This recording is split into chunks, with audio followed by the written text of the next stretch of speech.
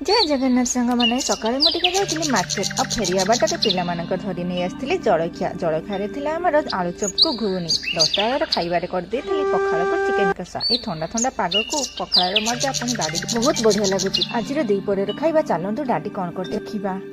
ଆଉ ଏ ଥଣ୍ଡା ପାଗକୁ କେଉଁମାନେ ପଖାଳ ଖାଆନ୍ତି ନିହାତି କମେଣ୍ଟ ମାଧ୍ୟମରେ ଜଣାନ୍ତୁ। ଆଜିର ମେନୁ ମୋର କଞ୍ଚା ଟମାଟୋ, ଧନିଆ ପତ୍ର, ବାସୁମତୀ ଚାଉଳ, ଘିଅ, କଡ଼େଇ ଶୁଣ୍ଠି ଏକରି ଖିଚୁଡ଼ି ଟାଇପର, ଫଳି ମାଛ, ଫୁଲକୋବି ଝୋଳ, ଧନିଆ ପତ୍ର ଚାଟଣି, କାକୁଡ଼ି ସାଲାଡ଼, ବାଇଗଣ ଟମାଟୋ ଚୋଖାଟା ହେଇନାହିଁ ବାକି ଅଛି ହବ।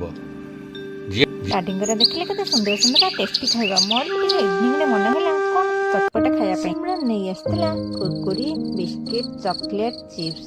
ମତେ ତ ଚିପ୍ସ ବହୁତ ପସନ୍ଦ। ମୁଁ ତେଣୁ ଗୋଟେ ଚିପ୍ସ ଖାଇଦେଲି ଆଉ ସେମାନେ ଚକୋଲେଟ ଆଣ୍ଡ କୁରକୁରିକୁ ଖାଇଲେ। ଇଭିନିଂ ପାର୍ଟିରେ ନସର ହଜବେଣ୍ଡ ଧରି ନେଇ ଆସିଥିଲେ ପାର୍ସଲ। ଆଉ ପାର୍ସଲରେ ଥିଲା ରୋଲ କୁମିନ୍। ଭିଡ଼ିଓଟି ଭଲ ଲାଗିଥିଲେ ଲାଇକ୍ ସେୟାର ସବସ୍କ୍ରାଇବ ନିଶ୍ଚୟ କରିବେ। ରହିଲି ଜୟ ଜଗନ୍ନାଥ।